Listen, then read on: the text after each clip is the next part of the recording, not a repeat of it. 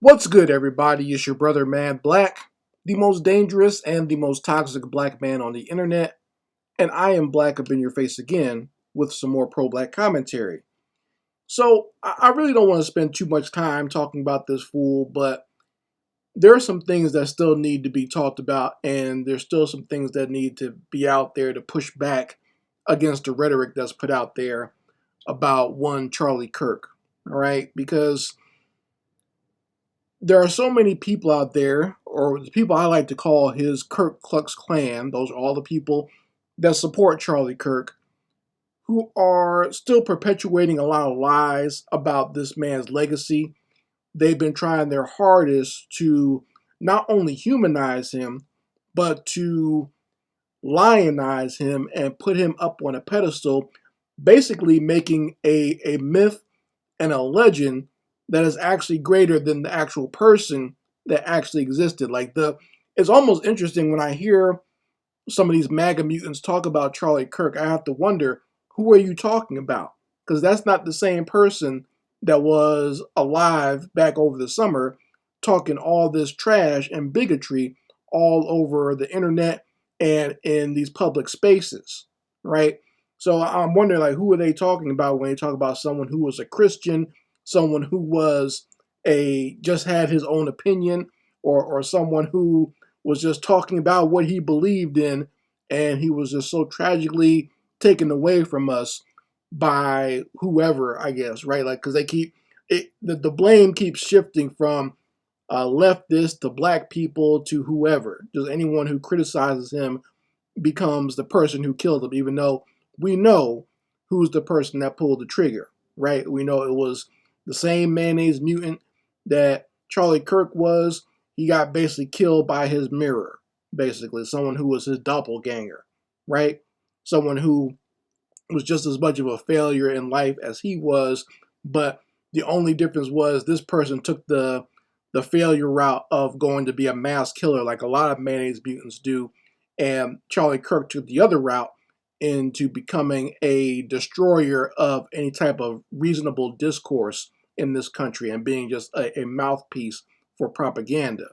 So let me say this first, okay? Because the one of the things that irks me about Charlie Kirk and this new version that they keep trying to create is they keep comparing him to Dr. Martin Luther King Jr.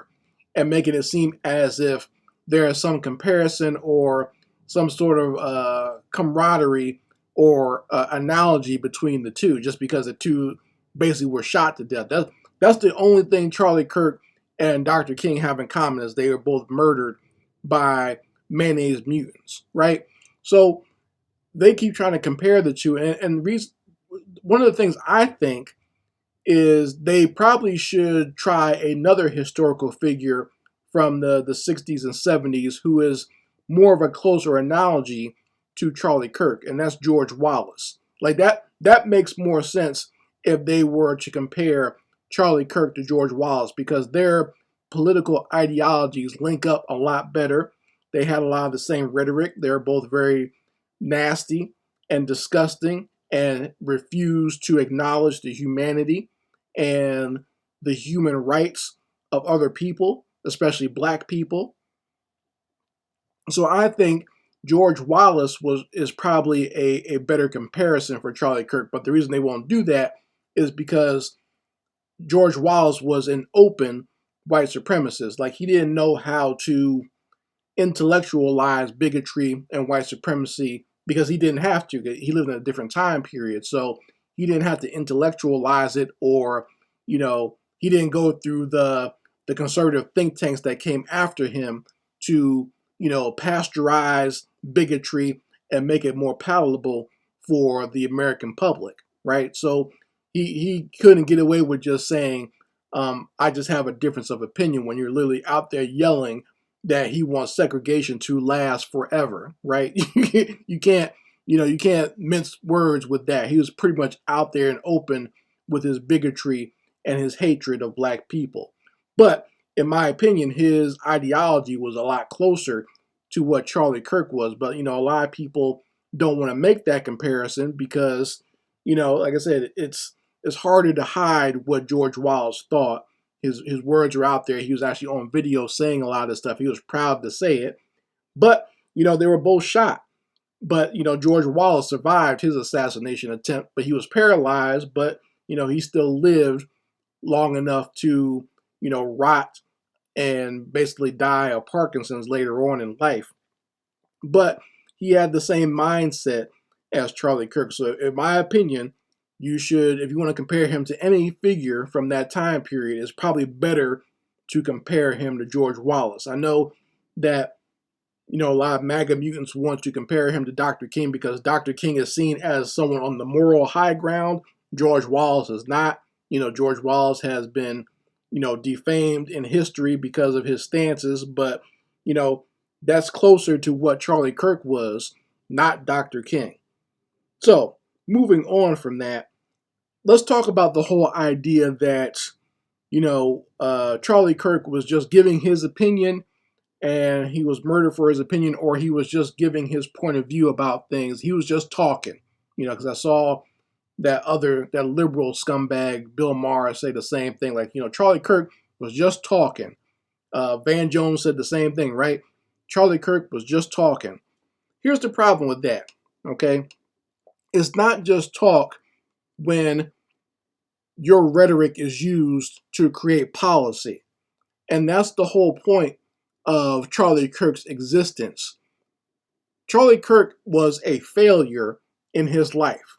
Flunked out of community college, never had any real type of get up and go. He came from a well-to-do family, so he never really had to work for anything, right?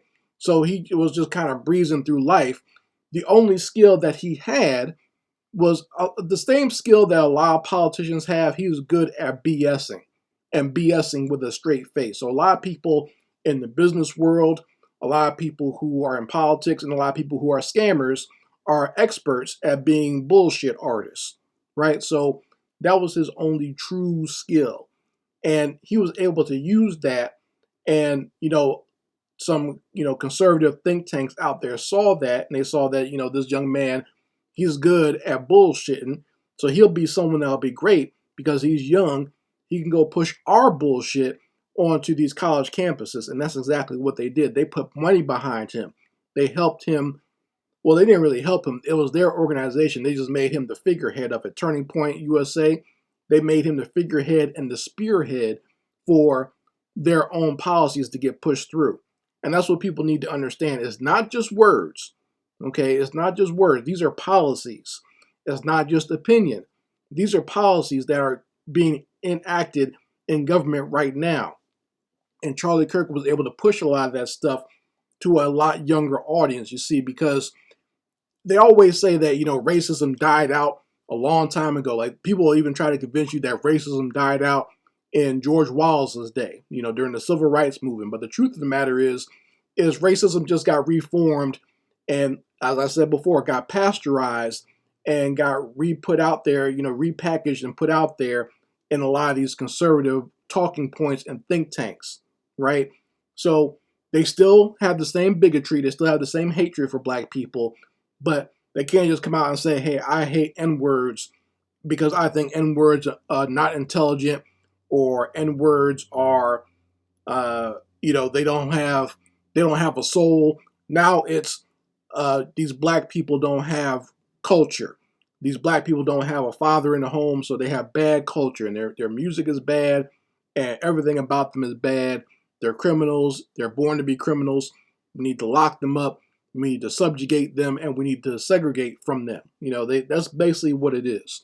So having those types of talking points, they needed somebody to be able to push that. And that's where Charlie Kirk comes in. He was paid by these people. All the shit that he said is nothing new. Okay, he's not original in his thought process. This is nothing that he had any original thoughts on. This is stuff that he's told to say. These are things that he was paid to say. This is why I said before in one of my other videos that this man had no integrity. He was paid to say this. He wasn't a smart person. Like, even if you think about the so-called debates that he would have on these college campuses, why are you debating young college kids? Like, you're 29, you're in your late 20s, early 30s, and you're debating young college kids, kids who just got out of high school, basically, you want to debate with them about these subject matters that a lot of them don't even really know about, that a lot of them don't even truly understand yet, right? That's who you want to debate, and that's what, and he would like basically make titles on these videos, making it seem like, yeah, I slam dunked on these college kids. He basically ran the same scam that a lot of these red pillers do. These red pill guys, they find the biggest, dumbest dunce of a female, put them on a podcast, and then just talk circles around them, and then say, yeah, I just dunked on these females. See how I just played these females? It's like, well, yeah, if you can always slam dunk on a special needs kid, right? I think that's basically what these fools did. They basically put a special needs 5-year-old out there and slam dunked on them on the court and say, look how great I am, right? So that's what Charlie Kirk did. He wasn't even all that smart. A lot of his ideas, quote unquote, they come from think tanks. It's regurgitated nonsense that's been put out there by these conservatives for the last 30 or 40 years now, right? And he just repackaged it for a younger audience, but it's the same nonsense. It's the same nonsense you hear from Thomas Sowell and a lot of these other buck dancing black bootlicks that you see on the conservative side, right? So nothing new. And people will say, well, hey, he just had his own opinion, but he didn't think of these ideas himself. He was told to say that. He was paid to say that. And his so-called opinion is later turned into policy. These are things that a lot of these conservative think tanks and, people behind power want to enact within the government. So, of course, he was the one to spearhead and push that stuff. So, talking about making it seem as if he just had an opinion, like he was just some random guy who had these new wave original thoughts, that's not true. So let's stop with that nonsense talking. I'm trying to make this man seem like he was some great luminary or some great intelligent person when he was not. Okay, he was nothing but a paid shill. This is why in my video about Van Jones, I say you got one shill mourning another one. That's why Charlie Kirk wanted to talk to Van Jones and have a debate with him, because they were basically doing the wrestling hustle, the pro wrestling hustle. The heel was talking to the baby face and saying, hey, let's have a match. We'll shake hands behind closed doors and we can both get paid with me chasing you around the country with our little gimmick of us running a scam and acting like we're enemies when really we're friends and we're both getting paid by these two organizations behind us. Van Jones getting paid by these liberal donors and Charlie Kirk getting paid by these conservative donors. So trying to make these guys seem as if they're just regular people having a friendly debate or having some really friendly political discourse, that's a lie. It's all a hustle. It's all a trick. It's not real. Okay? So, I mean, those are the only things I wanted to talk about in this video, just to get some things straight about Charlie Kirk and just the reality of the situation. Once again, I already know MAGA mutants are not going to pay this any attention. They already believe what they were going to believe, and that's their belief system. They've created a religion around this scumbag. They've lionized him. They put him up there on a pedestal with Jesus Christ, right? I'm sure they're going to have pictures in their homes of him next to Jesus or on the seesaw with Jesus or whatever, right? But it's not. That's not reality. That's not true. And to see any black person, mimicking that nonsense, a lot of them know it's not true either, but they're just going to go along with it because they're good little dogs, good little bootlicks, and they'll do whatever their masters tell them to do. So that goes for all these black conservatives who are pretending and boo-hoo crying about Charlie Kirk or making it seem as if he just had a difference of opinion, knowing damn well his words were not new, because you guys get the same script and a lot of this nonsense is just put out there so these conservative politicians can push policy within the government that is pro them and anti you. So you folks can let me know how you feel about it in the comments section. I would love to hear your opinions on this particular video. Anyway, Mad Black, and I will be back with my foot on the devil's back.